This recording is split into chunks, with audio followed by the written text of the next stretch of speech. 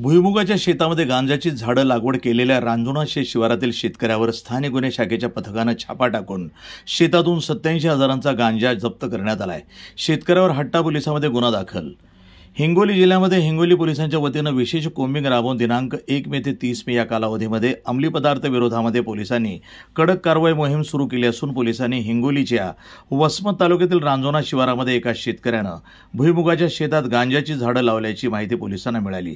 मिळालेल्या माहितीनुसार स्थानिक गुन्हे शाखेचे सहाय्यक पोलीस निरीक्षक शिवसांब घेवारे, कृष्णा चव्हाण, संग्राम जाधव, गजानन पोकळे, नितीन गोरे, आकाश टापरे, आझम प्यारेवाले, नरेंद्र साळवे, साईनाथ कंठे, हरिभाऊ गुंजकर, प्रीतम चव्हाण, आसिफ सुरेश दिंडे यांच्या पथकानं दिनांक 5 मे रोजी सोमवारी सायंकाळी 5 वाजण्याच्या सुमारास रांजणा शेत शिवारामध्ये तपासणी सुरू केली। यावेळी शेतकरी रामदास साळवे या शेतकऱ्याच्या भुईमुगाच्या शेतामध्ये गांजाची झाडं आढळून आली।